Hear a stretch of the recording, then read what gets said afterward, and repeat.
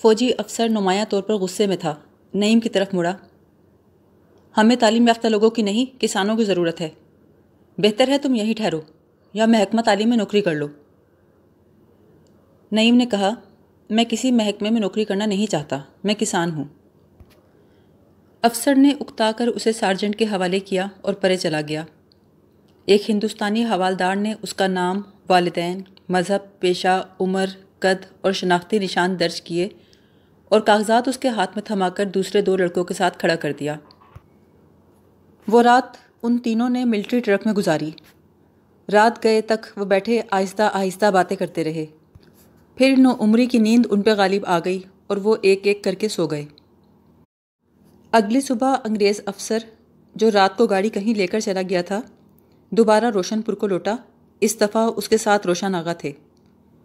وہ فوجی گاڑی کی اگلی سیٹ سے اتر کر حویلی تک آئے اور وہیں کھڑے کھڑے کچھ لوگوں کو دوڑا دیا کہ نوجوانوں کو اکٹھا کر کے لائیں۔ ان کی آواز پر گاؤں کے تمام نوجوان، بوڑھے اور بچے حویلی کے میدان میں جمع ہو گئے۔ ایک مدت کے بعد روشن آغا کی شکل دیکھ کر انہوں نے اپنی مسرور اور گونگی وفادار آنکھوں سے خوش آمدید کہا اور ادب سے کھڑے ہو گئے۔ روشن آغا نے ایک اکتائی ہوئی سرپرستانہ نظر ان پہ ڈالی اور کرسی پہ چڑھ گئے۔ پھر ایک مختصر سی تقریر میں انہوں نے ہندوستانی کسانوں کی بہادری، حکومت برطانیہ سے ان کی وفاداری اور جنگ کی ہولناکیوں کا ذکر کیا۔ اس دوران فوجی آفیسرز سینے پر ہاتھ باندھے بڑی لاتعلقی سے کھڑے رہے۔ آخر میں روشن آغا نے جنگ پر جانے والے خاندانوں کی دیکھ بھال کا ذاتی طور پر ذمہ لیتے ہوئے فیصلہ کن لہجے میں بھرتی کے لیے پیش ہونے کا حکم دیا۔ اب کسی کو دم مارنے کی مجال نہ تھی۔ مجمع میں ایک خاموش ہلچل پیدا ہوئی۔ وہ ایک ایک کر کے ڈاکٹر کے آگے سے گزرتے رہے۔ ڈاکٹر نے چند ایک کو چھو کر دیکھا، باقی کو سر کے ہلکے سے اشارے کے ساتھ سارجنٹ کے حوالے کر دیا جو ان کے کاغذات تیار کر رہا تھا۔ 3 گھنٹے کے اندر گاؤں کے زیادہ تر نوجوان جو تعداد میں 40 تھے بھرتی کر لیے گئے۔ ان سب کو ٹرکوں اور لاریوں میں بھرا۔ روشن آغا تھوڑی دیر رک کر فوجی گاڑی میں واپس لوٹ گئے۔ گاؤں کی عورتیں اپنے بیٹوں، خامندوں اور محبوبوں کو جنگ پر جاتا دیکھ کر اونچی آواز سے رونے لگیں۔ بوڑھے آنکھوں پر ہاتھ کا سایہ کر کے ویران کھیتوں کو تکنے لگے۔ نیاز بیگ اگلی صبح بھوسے والے کمرے سے نکلا۔ کم خوابی کی وجہ سے اس کی آنکھوں کا خلا شدت اختیار کر گیا تھا۔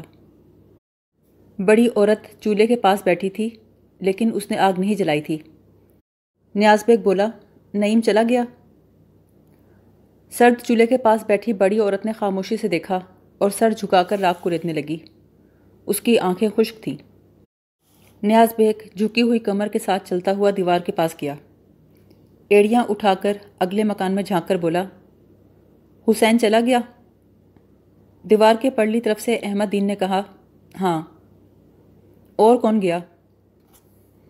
دوسری طرف سے کوئی جواب نہ آیا۔ نیاز بیگ صحن میں ہی کھڑا رہا۔ وہ ایک ہی رات میں بوڑھا ہو گیا تھا۔ پھر وہ اپنی چلم پر تمباکو اور گڑ رکھ کر چولہے کے پاس گیا۔ عورت سے بولا، آگ ہے؟ نہیں ہے۔ عورت اس کے غصے کا انتظار کرنے لگی لیکن نیاز بیگ نے خاموشی سے چلم زمین پہ رکھی اور کونے میں جا کر دراتی اور رسا اٹھا لیا۔ جھکی ہوئی کمر اور کمزور چال سے صحن پار کرتے ہوئے اس کی بیوی نے اسے دیکھا۔ اس نے سوچا، بوڑھے کے اب بھلا کتنے دن رہ گئے ہیں؟ نیاز بیگ نے رسا کندھے پہ رکھا اور دراتی کو پگڑی میں اڑسنے لگا۔ دیر تک وہ الجھتا رہا، پھر اس نے نعیم کی دراتی اور رسا اٹھایا اور چھوٹے لڑکے کو کہا، آؤ۔ بچہ کود کر اٹھا اور خوشی سے چہکا، میں کٹائی کر لیتا ہوں، کل میں نے 2 مرلے فصل کاٹی تھی۔ دروازے کے پاس نیاز بیگ بھینس کے پھولے ہوئے تھنوں کو دیکھ کر رک گیا۔ اس نے پوچھا، اسے دوہا نہیں؟ چھوٹا لڑکا سہم گیا۔ یہ نیاز بیگ کے گھر میں بہت بڑا جرم تھا۔ پہلے تو اس لاپرواہی پر وہ 2-2 فٹ اچھلا کرتا تھا اور کہتا تھا، جانور کو عذاب دے کر تم کبھی سکھی نہیں رہ سکتے، تمہاری گود کے بچے بھی مر جائیں گے کتیوں۔ عورت ہاتھ روک کر پھیلی ہوئی آنکھوں سے اسے دیکھنے لگی۔ نیاز بیگ نے غصہ کرنے کی بجائے صرف اتنا کہا، بھینس دودھ پھینک رہی ہے، اور باہر نکل گیا۔ دفتن بڑی عورت جو 2 روز سے خاموش بیٹھی تھی پھوٹ پھوٹ کر رونے لگی۔ دھوپ کھیتوں اور کچے مکانوں کی ممٹیوں پر پھیل گئی تھی۔ گلیوں میں سے بیلوں کی گھنٹیوں کی اکا دکا آوازیں آ رہی تھیں۔ Number 129 Balochi Lahore division regiment 2 ماہ تک ہیڈ کوارٹر پر رکی رہی۔ اس عرصے میں رنگروٹوں کو انتہائی سخت ٹریننگ سے گزرنا پڑا۔ 18 گھنٹے جو وہ جاگتے تھے ان میں سے 12 گھنٹے مشقیں کرتے، پریڈ، دوڑ، اسلحے کا استعمال سیکھتے، 6 گھنٹوں میں کھانا کھاتے، کپڑے سیتے، جوتے اور بوٹ پالش کرتے اور گپ مارتے۔ ہوا کی طرح آزاد اپنی مرضی سے کام کرنے والے کسانوں پر یہ مشینی عمل بہت بھاری تھا۔ اگرچہ کھیتوں اور باغوں میں وہ اس سے زیادہ سخت کام کرتے تھے، لیکن اب بیلوں اور گھوڑوں کی بجائے رائفل اور خوراک و بارود کا تھیلا تھا۔ اپنے گاؤں میں، اپنے کھیتوں میں وہ کسی بھی گلی کونے میں مڑ سکتے تھے، رک کر باتیں کر سکتے تھے۔ اب خاص ہدایات کے تحت دائیں اور بائیں مڑنا تھا اور حکم ملنے پر رکنا چلنا پڑتا تھا۔ محنت کی اس پابندی سے ان کے جسم تھکاوٹ سے ٹوٹ گئے، ان کے چاق و چوبند ذہن غبی اور سست ہو گئے۔ اگست کے پہلے دن نعیم پریڈ سے لوٹا۔ اس وقت آسمان پر ساون کے سیاہ بادل کڑکڑا رہے تھے۔ علی پور کا لڑکا عبداللہ، جو ساری پلٹن میں نعیم کا واحد دوست تھا، ایک کونے میں بیٹھا کچھ سی رہا تھا۔ مغربی پنجاب کے 4 سپاہی ایک دوسرے کی طرف پیٹ کیے وردیاں اتار رہے تھے۔ اس بارک میں یہی 6 سپاہی تھے۔ نعیم نے عبداللہ سے پوچھا، تم کہاں غائب ہو گئے تھے؟ وہ بولا، میں آوارہ گردی نہیں کرتا، سیدھا گھر آتا ہوں۔ نعیم تمسخر سے بولا، گھر؟ بندھے ہوئے بستر کو بوٹ سے دھکیل کر اس نے دیوار سے لگایا اور بیٹھ کر آنکھیں بند کر لیں۔ باہر بارش شروع ہو چکی تھی۔ نعیم نے وردی اتار کر گول بستر بغل کے نیچے رکھا اور لیٹ گیا۔ عبداللہ بولا، پچھلے سال انہی دنوں میں نے ایک مچھلی پکڑی تھی۔ نعیم بولا، پھر؟ مجھے یاد ہے میں سارا دن بیٹھا دھوپ میں جلتا رہا، مگر ایک کچھوے کے سوا کچھ ہاتھ نہ آیا۔ شام کے وقت بادل آ گئے، خوب بارش ہوئی اور ایک مچھلی بھی لگ گئی، چھوٹی سی، یہ دیکھو، انگلی جتنی، مگر وہ اتنی خوبصورت تھی، میں نے ایسی خوبصورت مچھلی آج تک نہیں دیکھی۔ اس کے جسم پر 1000 رنگ کے دانے تھے اور ہیروں کی طرح چمک رہے تھے۔ میں اسے کٹورے میں ڈال کر گھر لے آیا۔ باہر موسلا دھار بارش ہو رہی تھی۔ چاروں پنجابی سپاہی ننگے بدن باہر کھڑے ہو کر نہانے لگے۔ دوسری بارکوں کے آگے بھی ایسے ہی کچھ سپاہی شور مچاتے ہوئے دکھائی دے رہے تھے۔ جو نہیں نہا رہے تھے وہ برآمدوں میں کھڑے تمباکو پی رہے تھے۔ عبداللہ دوبارہ بولا، آج بالکل ویسا ہی ایک پتھر میری تھوڑی سے آگے پڑا تھا، اس پر 1000 رنگ کے دانے تھے، اسی شکل کا تھا۔ میں نے اتنے عرصے سے مچھلی نہیں پکڑی نعیم، میرا دل چاہا اسے پکڑ لوں۔ مجھے محسوس ہوا کہ وہ مچھلی ہے اور بھاگ جائے گی۔ میں نے اس پتھر پہ فائر کر دیا۔ خدا کی قسم، پر اس وقت میری کچھ سمجھ میں نہ آیا۔ نعیم نے کندھے اچکا کر پوچھا، اور اس مچھلی کا کیا ہوا؟ وہاں کسی نے بیل لا کر باندھ دیے تھے، شاید وہ کھا گئے تھے۔ تم نے کبھی مچھلیاں نہیں پکڑی، تم نہیں سمجھ سکتے نعیم۔ اس نے ٹرنک کھول کر پالش کا سامان نکالا اور اپنے بوٹ چمکانے لگا۔ برآمدے کے باہر می تھم چکا تھا، لیکن سپاہی ابھی تک بھاگتے دوڑتے خوش فیلیوں میں مصروف تھے۔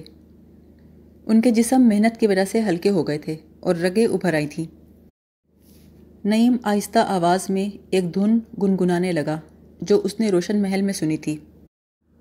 تمہیں ایک بات بتاؤں نعیم، بیلوں کا دل آدمیوں کی طرح ہوتا ہے، وہ سب کچھ سنتے ہیں، سمجھتے ہیں اور روتے بھی ہیں۔ تم یقین نہیں کرتے؟ تم نے بیل کبھی دیکھے ہیں؟ میں تو بیلوں میں پیدا ہوا اور بیلوں میں پلا۔ نعیم بولا، گھوڑوں کا مجھے پتا ہے، وہ سب سمجھتے ہیں۔ ہاں، گھوڑے بھی سمجھتے ہیں اور بیل بھی۔ جب میری پہلی بیوی مری تو لاٹھا، میرا چھوٹا بیل جو ہمارے گھر میں پیدا ہوا تھا، 2 روز تک بھوکا رہا۔ میری بیوی اسے چارہ ڈالتی تھی۔ میں باہر گیا تو وہ بھی پیچھے پیچھے آ گیا۔ آم کے پیڑ کے نیچے گھٹنوں میں سر دے کر میں بیٹھا تو وہ میری گردن چاٹنے لگا، پھر قریب ہی بیٹھ گیا اور میرے کندھے پہ سر رکھ کر سانس لینے لگا۔ میں نے سر اٹھا کر دیکھا تو اس کی آنکھوں میں آنسو تھے۔ میں نے ایک آم اسے توڑ کر دیا تو اس نے نہیں کھایا، بس سر ہلا دیا۔ پھر آدھا میں نے کھایا تو اس نے بھی چکھ لیا۔ نعیم نے اس کے کندھے پہ ہاتھ رکھا۔ گھوڑوں کے متعلق تو مجھے پتا ہے عبداللہ۔ کھانے کی پہلی گھنٹی ہو چکی تھی۔ نہانے والے اندر آ کر کپڑے بدل رہے تھے۔ نعیم نے اٹھ کر تام چینی کا جگ اور تھالی ٹرنک میں سے نکالی اور ٹوپی سے صاف کیا۔ ایک پنجابی سپاہی نے اپنی تھالی اور مگ کو بجاتے ہوئے کہا، چلو سجنوں، لنگر پر چلو۔ باہر آ کر عبداللہ نے اونچے بادلوں اور دھلی دھلائی فضا کو دیکھا۔ بولا، آج تو آم کھانے کا دن ہے، پتہ نہیں یہ ہمیں آم کیوں نہیں دیتے۔ ہر طرف سے فوجی جوان برتن ہاتھ میں لیے ایک ہی سمت جا رہے تھے۔ کھانے کے 1 گھنٹے بعد وہ پھر پریڈ کے لیے تیار ہو رہے تھے۔ عبداللہ نے کہا، ذرا یہ بکل لگانا بھائی۔ وہ بولا، میں سارجنٹ کو بتاؤں گا کہ تم اپنی کٹ بھی نہیں باندھ سکتے۔ عبداللہ گالی دے کر بولا، میں سر توڑ دوں گا سور کا۔ نعیم، جنگ کب شروع ہوگی؟ نعیم بولا، تمہیں مرنے کی جلدی ہے؟ میں اس پریڈ سے عاجز آ گیا ہوں۔ وہاں پر آم تو ہوں گے، آموں کے درخت، شاید مچھلیاں بھی ہوں۔ وہاں صرف موت ہوتی ہے۔ ٹھیک ہے، لوگ مرے تو صحیح، یہاں تو بھینچود بندوق ہے اور گولیاں ہیں، قیدیوں کی طرح بند پڑے ہیں، ایک نہ ایک دن میں کسی کو گولی مار دوں گا۔ کیا کہا؟ عبداللہ نے سراسیمہ ہو کر اسے دیکھا اور بولا، تم یقین نہ کرو چاہے، پر میں بندوق ہاتھ میں لیتا ہوں تو مجھے تاؤ آ جاتا ہے، دل کرتا ہے کسی کا خون کر دوں۔ تبھی تو آج سویرے میں نے پتھر پہ فائر کیا تھا، پر پتھروں میں خون کہاں۔ 4 اگست 1914 کو جنگ کا اعلان کیا گیا۔ 5 دن کے بعد بریگیڈ کو کوچ کا حکم ملا۔ تمام صفوں میں خوشی کی لہر دوڑ گئی۔ انہوں نے رگڑ رگڑ کے بوٹ پالش کیے، رائفل کی نالی اور دستہ چمکایا، وردی کے بٹنوں پر سوڈا گھسا، بالوں میں تیل اور آنکھوں میں سرما لگایا۔ جو تعلیم یافتہ تھے انہوں نے اپنے گھروں کو لمبے لمبے خط لکھے اور دوسروں کو لکھ کر دیے۔ اتنے دنوں کی خشک بھاری ڈیوٹی کے بعد جب اصل جنگ کا لفظ چاروں طرف پھیلا تو اداس اور اکتائے ہوئے ذہن اور تھکن سے چور اعضا خون کی تیزی سے سنسنانے لگے۔ تم گھر خط نہیں لکھو گے؟ نہیں۔ عبداللہ کے ہاتھ مشین کی طرح رائفل پر چل رہے تھے۔ وہ اسے تیل دے کر رواں کر رہا تھا۔ پنجابی سپاہی اپنا اپنا سامان باندھ رہے تھے۔ کمرے کی فضا پر خاموشی چھائی تھی۔ ان 6 میں سے ہر ایک یہ محسوس کر رہا تھا کہ ابھی کچھ ہوگا، لیکن پتہ نہیں کیا ہوگا، پر ہوگا ضرور جس کے لیے وہ خاموشی سے تیار ہو رہے تھے۔ ہر ایک ہی سوچ رہا تھا کوئی بات کرنی چاہیے، لیکن اتنے دنوں کی اداس یکساں زندگی کے خاتمے اور جنگ کی سنسنی سے ان کی زبانیں گنگ ہو گئی تھیں۔ عبداللہ بولا، میں خط نہیں لکھوں گا یار۔ کیوں؟ اگر میں مارا گیا تو خط کا کیا فائدہ؟ 300 خط بھی میری بیوی کے پاس ہوئے تو بھی وہ دوسری شادی کر لے گی۔ اس کی بات سن کر دور سے ایک پنجابی سپاہی نے کہا، اگر پنجاب میں کوئی ایسا کرے تو ہمارے بھائی اسے قتل کر دیتے ہیں۔ اسے جواب دینے کی بجائے عبداللہ پھر نعیم سے مخاطب ہوا، تو میں کیا کہہ رہا تھا نعیم؟ تم خطوں کی بات کر رہے تھے۔ ہاں، خط، بس ایک دفعہ پڑھا گیا، پھر ناکارہ، پھر گزرے ہوئے زمانے کی بات بن گیا، پھر کسی کو کچھ نہیں کہتا، جیسے آدمی مر جائے۔ پتہ ہے، مردہ آدمی اور خط میں تھوڑا ہی فرق ہوتا ہے۔ پرانے خط پڑھنا اور مردے پر رونا وقت ضائع کرنے کے برابر ہے۔ نعیم ہونٹ بھیج کر سیٹی بجا رہا تھا۔ گاؤں کی زندگی نے اس کی روح اور جسم دونوں کا ستیہ ناش کر دیا تھا۔ گاؤں کی اس زندگی کے خاتمے پر اس نے ایک بوجھ سینے سے ہٹتا ہوا محسوس کیا۔ چھاؤنی کی پابند زندگی، جہاں گاؤں گاؤں سے آئے ہوئے کسانوں نے پہلی بار زندگی میں اکتاہٹ دیکھی تھی، نعیم کے لیے تو خوش مزاجی اور لاپرواہی لے کر آئی تھی۔ آدھی رات کے قریب وہ فیروز پور چھاؤنی سے گاڑی میں سوار ہوئے۔ مال گاڑی کے خالی ڈبوں میں بھوسا، گھاس اور باجرے کے ناڑ بچھا کر انہیں سفر کے قابل بنایا گیا تھا۔ سپاہی اپنے اپنے بستر دیواروں کے ساتھ رکھ کر ان کے اوپر بیٹھ گئے۔ صرف ایک سپاہی جس کے پیٹ میں درد تھا بستر پر سر رکھے گھاس پر لیٹا تھا۔ سب کی نیند اڑ چکی تھی۔ کسی اسٹیشن پر گاڑی رکی تو ڈبے میں حبس ہو گیا۔ لوگ دونوں طرف کے دروازوں پر جمع ہو گئے۔ کون سا اسٹیشن ہے؟ کسی نے جواب دیا، دھرم پاسا۔ کہاں جا رہے ہو؟ اسٹیشن سے کسی نے پوچھا۔ لڑائی پر۔ اللہ کرم کرے، اللہ کرم کرے۔ پر لڑائی ہو کہاں رہی ہے؟ تیری ماں کے پاس۔ ڈبہ سپاہیوں کے کہکہوں سے بھر جاتا۔ عبداللہ خاموش بیٹھا گھاس میں انگلیاں دوڑاتا رہا۔ مریض سپاہی کا درد بڑھ گیا تھا۔ اس نے گھاس اٹھا کر منہ میں ڈالی اور چبانے لگا۔ اس کے قریب بیٹھے سپاہی نے سگریٹ پیتے ہوئے کہا، تھوڑا صبر کرو، اگلے اسٹیشن پہ تمہیں اتار دیں گے۔ عبداللہ نے بچھی ہوئی گھاس میں سے گیہوں کی ایک پکی ہوئی بالی کھینچ کے نکالی اور بولا، دیکھو ذرا، یہ یہاں سے نکلی ہے، حرامیوں نے پکی ہوئی فصل اٹھا کر ڈال دی ہے۔ نعیم بولا، ایک آدھ بالی تو بھوسے میں بھی چلی جاتی ہے۔ عبداللہ نے تیزی سے کہا، ایک آدھ بالی؟ تمہاری فصل کا کیا بنا؟ اور میری کا؟ وہ ابھی کھیت میں تھی جب ہم چلے آئے۔ ایک پنجابی طنز سے بولا، چلے آئے، اپنے پیروں پر آئے تھے کیا؟ عبداللہ نے اندھیرے میں دیکھتے ہوئے بات ختم کی، ہماری فصل تو سؤروں نے کھائی ہوگی یا گاڑیوں میں بچھی ہوئی ہوگی۔ نعیم نے کہا، کل ہمیں بھی سؤر ہی کھائیں گے۔ جس سپاہی کے پیٹ میں درد تھا اس نے اچانک چیخ ماری اور مٹھیاں پیٹ میں ٹھوس کر دانت گھاس میں گاڑ دیے۔ سبھی لوگ اس کے گرد اکٹھے ہو گئے۔ ایک بولا، صبر کرو، اسٹیشن آنے والا ہے۔ کسی نے کہا، پانی پلاؤ اسے۔ کسی نے اس کے منہ کی طرف چھاگل بڑھائی۔ مریض نے منہ موڑا اور ایک اور چیخ ماری۔ ایک بولا، گاڑی روکو، منہ کیا دیکھ رہے ہو گدھو، زنجیر کھینچو۔ زنجیر؟ زنجیر کہاں ہے؟ سب نے زنجیر کی تلاش شروع کی۔ لالٹین اتار کر دیوار کے ساتھ چلنا شروع کیا۔ زنجیر کہیں نہیں ملی۔ ایک لڑکا بولا، یہ جانوروں کا ڈبہ ہے، اس میں زنجیر نہیں۔ مریض سپاہی سیدھا لیٹ کر ہولے ہولے کراہ رہا تھا۔ اگلے اسٹیشن پر انہوں نے اپنا مخصوص سوال پوچھا، یہ کون سا اسٹیشن ہے؟ یہ ایک چھوٹا سا دیہاتی اسٹیشن تھا جس کے دونوں سروں پر لالٹینیں ویرانی سے جل رہی تھیں۔ دوسری طرف سے آنے والی گاڑی کی روشنی دور سے نظر آ رہی تھی۔ جس گاڑی میں نعیم اور اس کے ساتھی سوار تھے اس کے ڈبوں سے سپاہی کود کود کر باہر نکل رہے تھے۔ اچانک ایک ڈبے میں شور اٹھا، مارو مارو۔ کچھ دیر بعد ایک سپاہی بینڈ کی نوک پر چھوٹا سا سانپ چڑھائے باہر نکلا۔ رائفلوں کی نالیوں سے اس کو الٹ پلٹ کر دیکھا گیا۔ سب نے متفقہ طور پر کہا، بڑا زہریلا سانپ ہے۔ وہ سپاہی اسے بینڈ میں اٹکائے آگے بڑھ گیا۔ 4 ڈبے آگے جا کر رکا اور دروازے میں کھڑے سپاہیوں کی طرف وہ بڑھا دیا۔ لو بھوپالیوں، ایک تحفہ لایا ہوں۔ وہاں اندھیرا تھا۔ کسی نے پوچھا، کیا ہے؟ لو لو، بلوچیوں نے بھیجا ہے۔ اندر سے ایک سپاہی لالٹین اٹھا کر لایا۔ دروازے میں کھڑا سپاہی اپنے چہرے کے اتنے قریب سانپ کی شکل دیکھ کر چونک کے پیچھے ہٹا۔ اس نے بوٹ کی ٹھوکر سے سانپ کو اچھالا، سؤر؟ ہر طرف کہکہے بکھر گئے۔ بولا، ہم بھی جلد ہی تمہیں ایک تحفہ بھیجیں گے۔ عبداللہ نے پوچھا، یہ کون سی رجمنٹ ہے؟ کسی نے جواب دیا، نمبر 9 بھوپالی۔ ان کے آگے ڈیٹیچمنٹ کے ڈبے تھے۔ مشین گنوں کی خول چڑی نالیاں دروازوں سے نکلی ہوئی تھیں۔ سپاہی ان پر ٹانگیں رکھے سو رہے تھے۔ اس سے اگلے ڈبے میں زخمیوں کو اٹھانے والی کمپنی تھی۔ وہ اسٹریچروں کے انبار کے سہارے بیٹھے باتیں کر رہے تھے۔ اس سے اگلے 2 ڈبے گھوڑوں کے تھے۔ مخالف سمت سے آنے والی گاڑی سیٹی بجاتی ہوئی زن سے گزر گئی۔ اس کے زیادہ تر کمروں میں تیز روشنی تھی اور پنکھے چل رہے تھے۔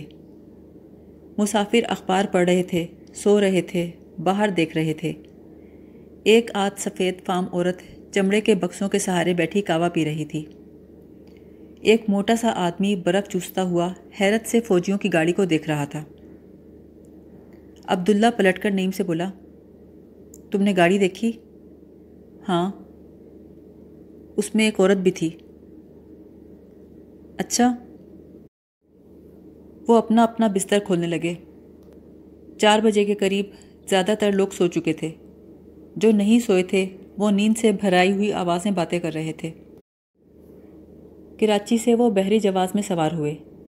ان کی کمپنی کو جہاز کی اوپری منزل میں جگہ ملی۔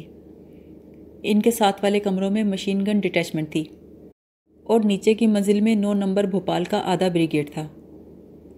پہلا پڑاؤ عدن پر آیا جہاں 24 گھنٹے رکنا پڑا۔ وہاں ہندوستان کی دوسری بندرگاہوں سے فوجی جہاز آ کر جمع ہونا شروع ہوئے۔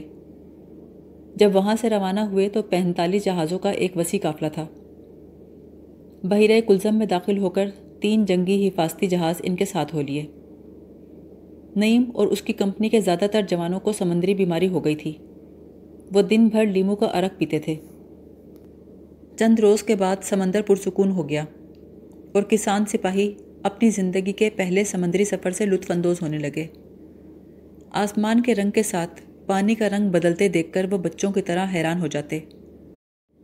حد نظر تک پانی، جہازوں کا قافلہ، جہازوں کی سیٹیاں اور بھونپو، سمندر کا شور، رنگ برنگی مچھلیوں کا نظارہ، یہ سب ان سادہ لو دہقانوں کے لیے بہت پرکشش تھا جن میں سے کئی پہلی بار اپنے گاؤں سے باہر نکلے تھے۔